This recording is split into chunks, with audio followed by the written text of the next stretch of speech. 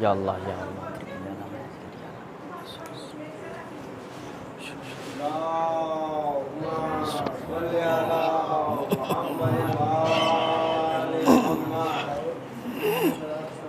رحم اللہ ان کرہ الفاتحہ.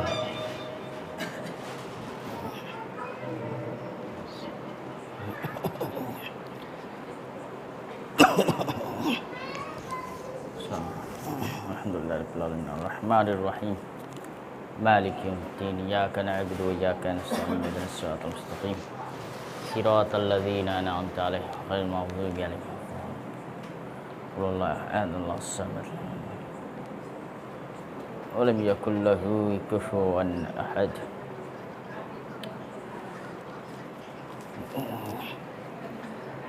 لا حول ولا قوة الا باللہ العلی العظیم. اعوذ باللہ من الشیطان الرجیم. بسم اللہ الرحمن الرحیم. رب اشرح لی صدری ویسر لی امری واحلل عقدۃ من لسانی یفقہوا قولی. الحمد للہ الذی ہدانا لہذا وما كنا لنہتدی لولا ان ہدانا اللہ. لقد جاءت رسل ربنا بالحق مولانا مولا الثقلین جد الحسن والحسین ابی القاسم محمد.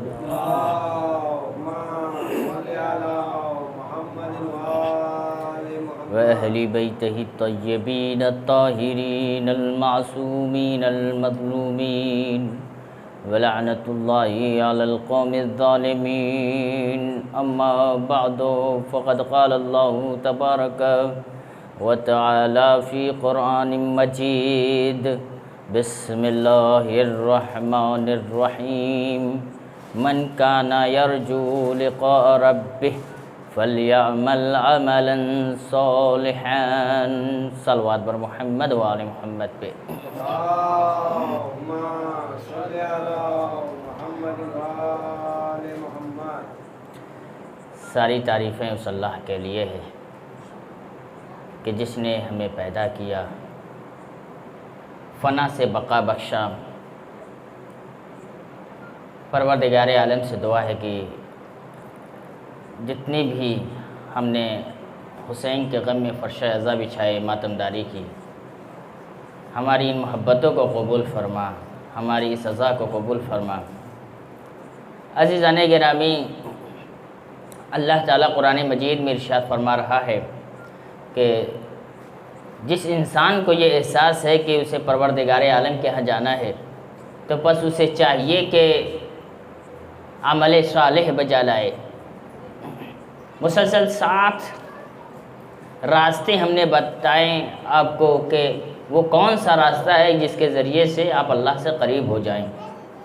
غور کیجیے عزیزان گرامی، دنیا کا دستور ہے کہ اگر آپ کسی سے قریب ہونا چاہتے ہیں تو سب سے پہلے آپ کیا کرتے ہیں، اس کے بارے میں جاننے کی کوشش کرتے ہیں کہ وہ کس حیثیت کا مالک ہے، وہ کس علم اور کس باکمال کا مالک ہے. اگر وہ جھوٹا انسان ہوتا یا مکار انسان ہوتا ہے تو آپ ہرگز نہیں اس کے قریب جاتے. یا بہت بڑا مالدار ہے یا بہت ایماندار بھی ہے اور اچھا بھی ہے تو آپ سوچتے ہیں کہ اس سے قریب ہویا جائے. عزیزان گرامی، لیکن عزیزان گرامی آپ انصاف سے بتائیے کہ اس دنیا میں جتنے بھی امیر ہیں، بڑیرے ہیں، ایماندار ہیں، اچھے ہیں، اخلاق والے ہیں، لیکن عزیزو انصاف سے بتاؤ کہ اللہ تعالیٰ کے علاوہ کوئی مالداری میں آگے ہو، اللہ تعالیٰ سے علاوہ کوئی سچے میں آگے ہو، اللہ تعالیٰ کے علاوہ کوئی ہر صفات میں آگے ہو، تو عزیزان گرامی اب آپ انصاف سے بتائیے کہ اللہ سے زیادہ قریب ہونا بہتر ہے یا دنیا کے لوگوں سے زیادہ قریب ہونا بہتر ہے؟ آپ یقین سے بتائیے. آپ ہر جگہ جہاں بھی رہتے ہیں کوشش یہ کرتے ہیں کہ ہمارے فلاں سے اچھی دوستی ہو جائے جو بہت پیسے والا ہے. کیوں؟ کہ کبھی مشکل ہوئی تو دوستی میں کام آئے گا، یہی تو وجہ ہے. اب عزیز، جو ساری مشکلات کا جو مالک ہو، جس کے اختیار میں ہر چیز ہو، وہ کہہ رہا ہے کہ مشکل دینے والا میں ہوں، مشکل لینے والا میں ہوں، مرض میں مبتلا کرنے والا میں ہوں، حی ہوں، مدیر ہوں، قادر ہوں، سب کچھ ہوں، تو اس کے باوجود بھی اگر ہم اللہ سے دوری اختیار کرتے ہیں تو اللہ کے ساتھ یہ ہماری ناانصافی ہے۔ ایک صلوات بر محمد و آل محمد پہ۔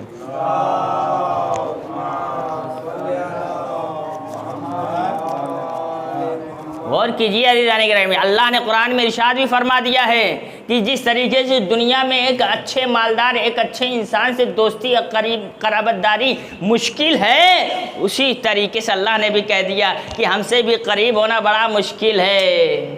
غور کیجئے، بہت مشکل ہے، اس کو سوچنے اور سمجھنے کے لیے آگے بڑھو۔ کیوں مشکل ہے؟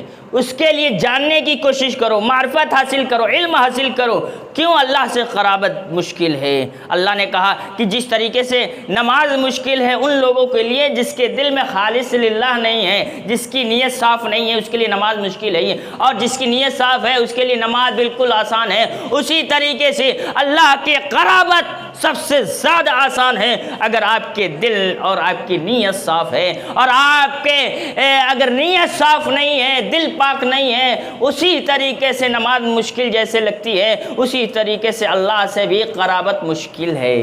غور کیجئے عزیزان گرامی، اب آئیے اللہ سے توکل اور بھروسہ رکھنا، یہ 8واں راستہ ہے کہ جس کے ذریعے سے آپ اللہ سے قریب ہو سکتے ہیں۔ وہ کیا راستہ ہے میں جلدی جلدی آپ کے اذہان عالیہ تک پہنچاؤں گا اور بات کو تمام کر دوں گا۔ اللہ سے بھروسہ کرنا، کیا ارشاد ہوا؟ فَإِذَا عَزَمْتَ فَتَوَكَّلْ عَلَى اللَّهِ إِنَّ اللَّهَ يُحِبُّ الْمُتَوَكِّلِينَ۔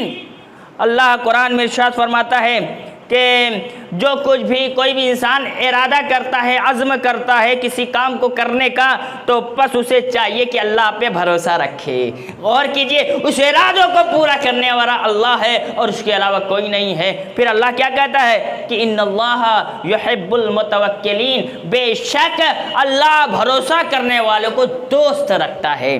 اب آئیے پھر ایک جگہ ارشاد ہوا توکلوا علی اللہ نجات من کل سوء، ہر برائی سے بچنے کا ذریعہ خدا پر توکل کرنا ہے۔ ہر برائی سے جب بچا جا سکے تو اللہ پہ بھروسہ کر لو، آپ برائی سے بچ جائیں گے۔ آئیے ایک واقعے کے ذریعے سے کیسے پیغمبر کے زمانے کی ایک بات ہے کہ ایک تاجر کیسے ایک مشکل سے نکلا اللہ سے محبت کر کے۔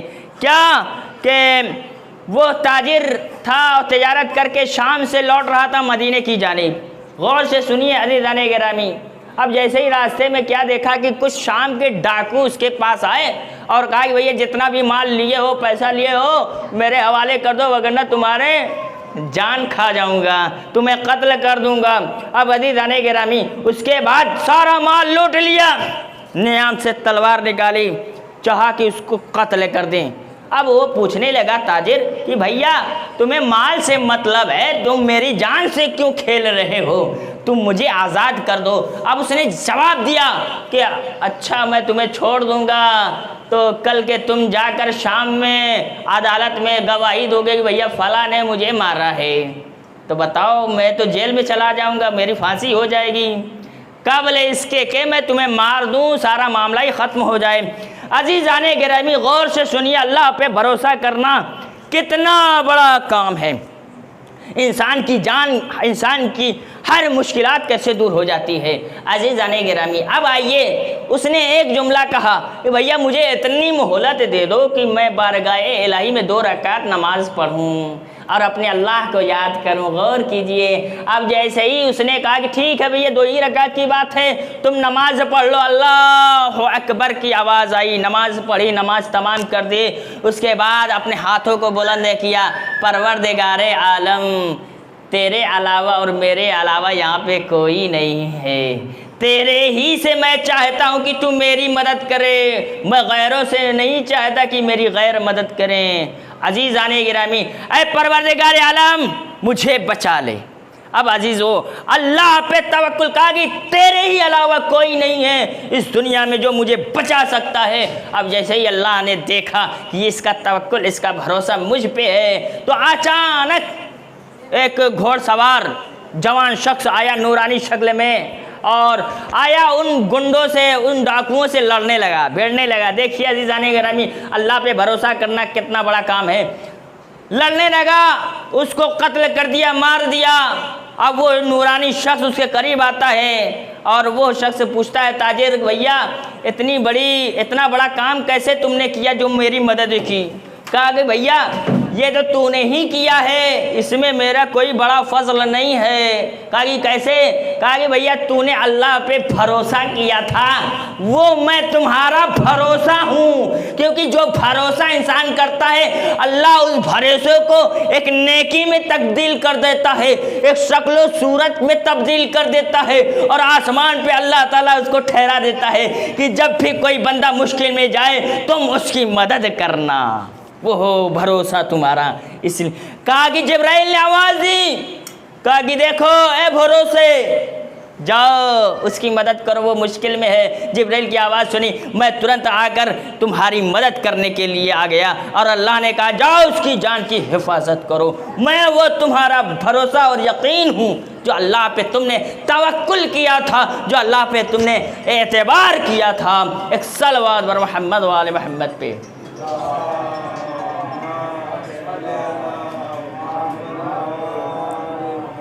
غور کیا آپ نے عزیزان گرامی, اللہ کے علاوہ اور اس کے علاوہ کون تھا جو اس کی مدد کرے؟ لیکن نہیں عزیزو, اللہ نے مدد کی اس کی.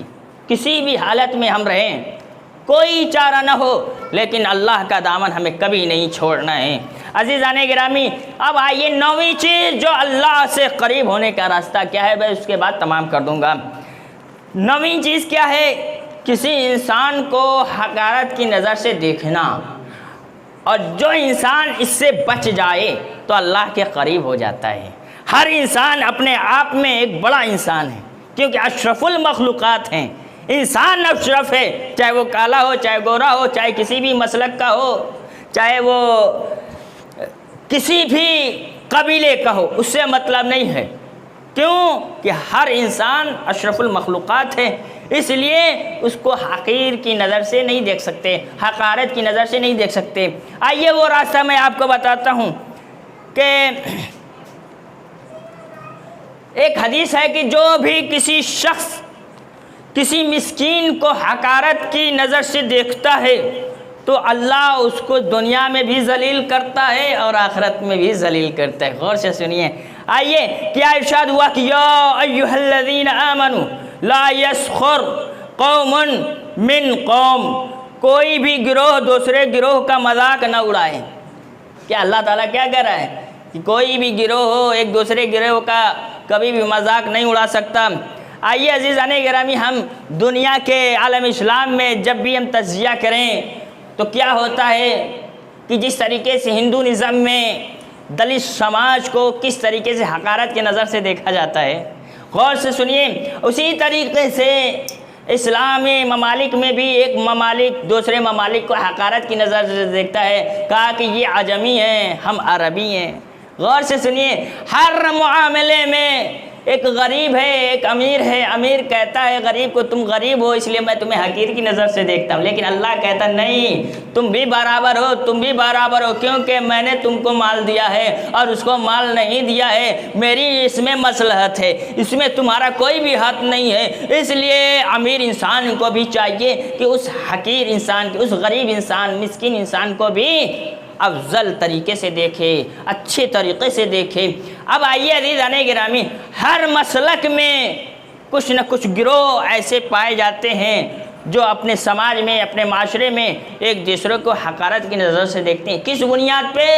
کہ وہ علم کے اعتبار سے اچھا نہیں ہے, وہ اخلاق کے اعتبار سے اچھا نہیں ہے, وہ کسی بھی معاملے میں اچھا نہیں ہے. عزیزان گرامی لیکن اللہ کہہ رہا ہے اس کا معاملہ میرے ساتھ ہے, اس کا معاملہ تمہارے ساتھ نہیں ہے. اگر وہ گنہگار ہے تو اس کا معاملہ میرے ساتھ ہے, وہ کسی بھی حالت میں ہے اس کا معاملہ میرے ساتھ ہے اور تمہارے ساتھ نہیں ہے. تمہارا فریضہ ہے کہ اس کو اچھی طرح سے تم دیکھو اور اس کی عزت کرو اور اس کی شان بڑھاؤ. ایک صلوات بر محمد و آل محمد پہ.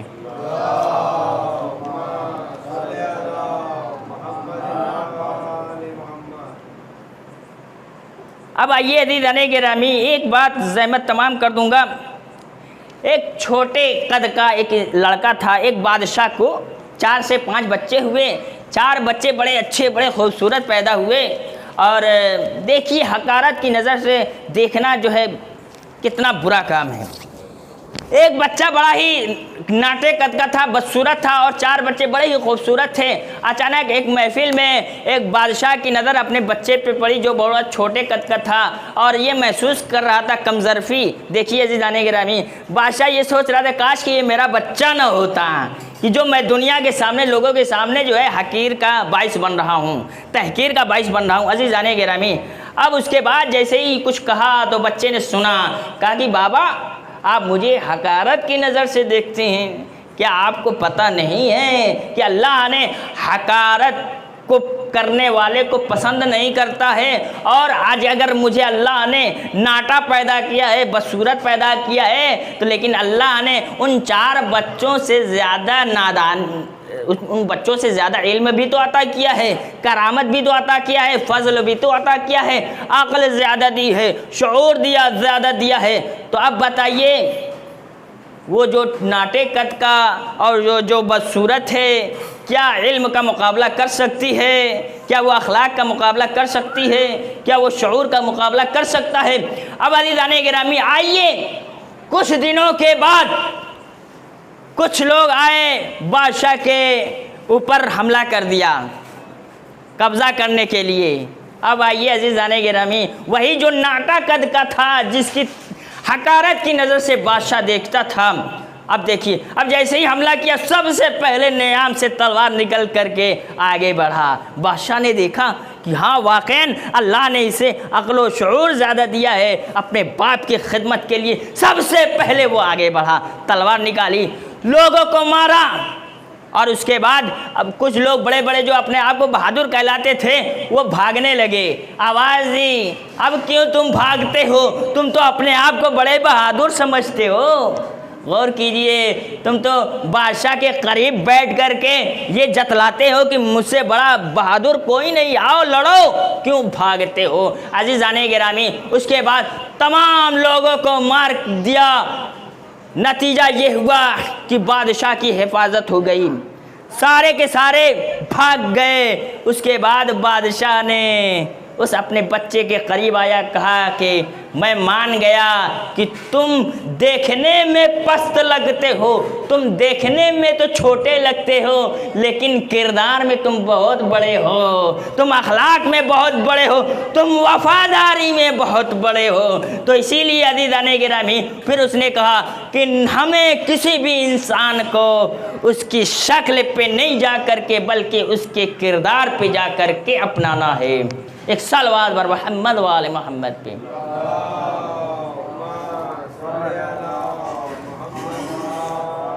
غور کیے عزیزان گرامی، اس لیے ہمیں چاہیے کہ کوئی کالا ہو، کوئی گورا ہو، کوئی ناٹا ہو، کوئی لمبے قد کا ہو، ہمیں چاہیے کہ سب مل کر کے ایک دوسرے کی عزت کریں، تب جا کر کے ایک معاشرہ، ایک قوم اعلیٰ علیین پہ پہنچتی ہے، بلندی پہ پہنچتی ہے۔ عزیزان گرامی آئیے، اہل بیت کا وہ گھرانہ کہ جس کا گھرانہ اتنا اعلیٰ تھا، اتنا بلند تھا، لوگوں نے اہل بیت کو اتنی حقارت کی نظر سے دیکھا کہ ان کو گھیر کر کے کربلا کے میدان میں لایا گیا اور 3 دن کا بھوکا و پیاسا مار دیا گیا۔ عزادارو، آج جناب سکینہ کی شہادت کا دن ہے۔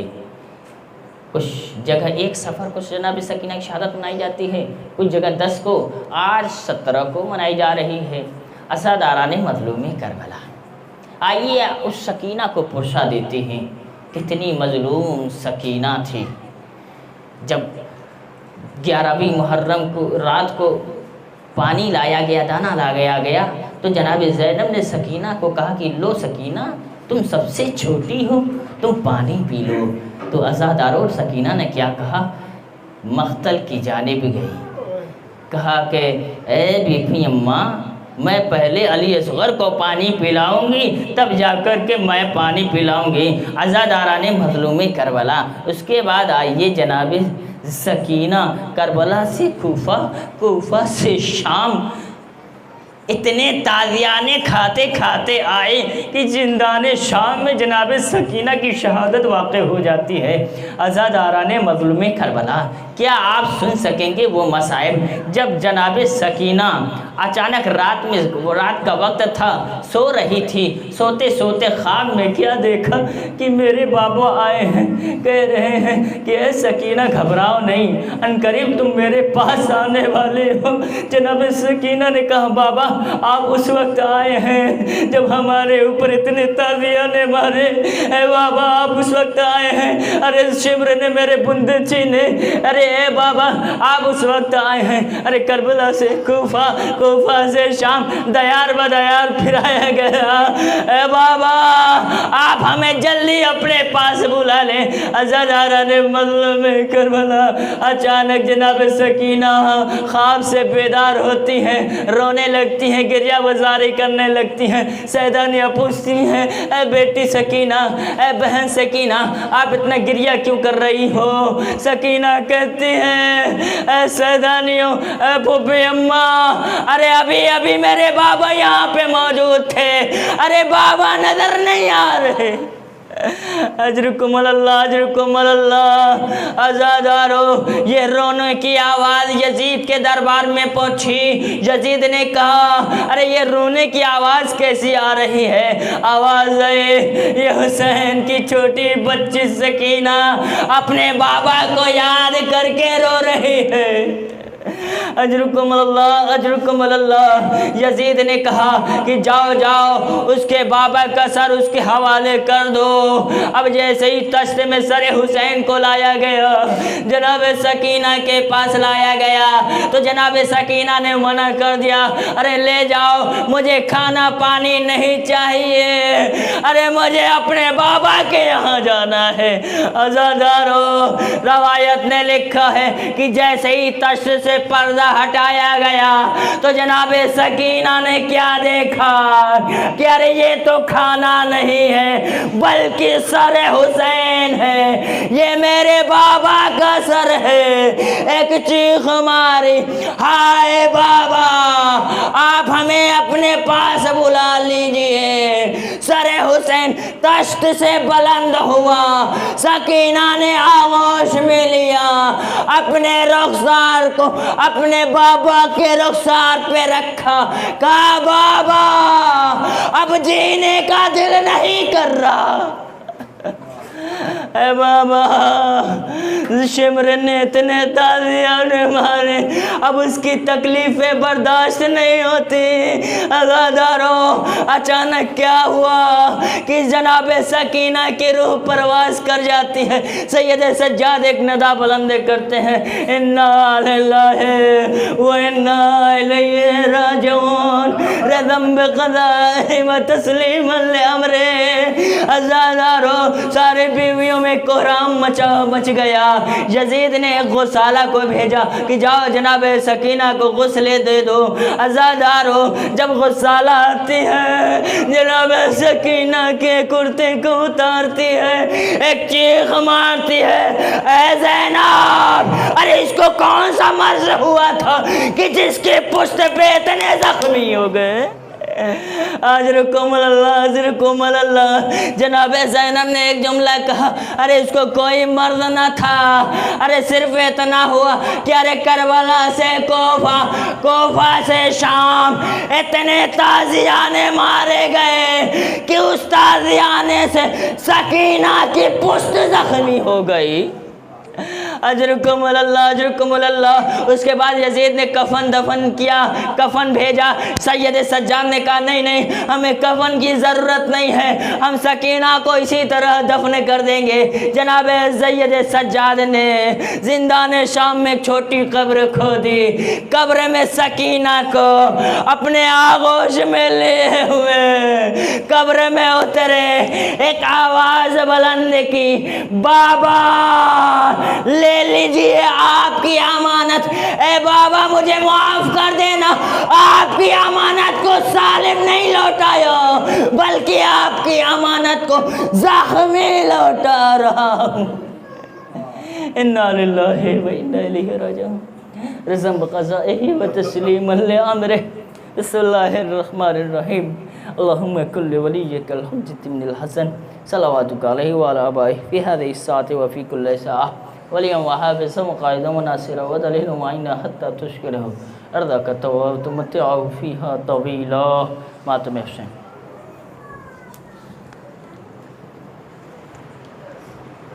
زیارت میں السلام علیکم یا ابا عبداللہ، السلام علیکم یا ابن رسول اللہ، السلام علیکم وعلی جدک و ابیک، السلام علیکم وعلی امک و اخیک، السلام علیکم ورحمۃ اللہ وبرکاتہ، السلام علیکم یا غریب الغرباء، السلام علیکم یا معین الضعفاء الفقراء، السلام علیکم یا شمس الشموس ایھا المدفون بعرض طوس، السلام علیکم ورحمۃ اللہ وبرکاتہ، السلام علیکم یا صاحب العصر والزمان الامان والامان والامان، السلام علیکم یا شریک القرآن، السلام علیکم یا امام زماننا ھذا عجل اللہ تعالی فرجک و ظہورک ورحمۃ اللہ وبرکاتہ. شہر یاسین.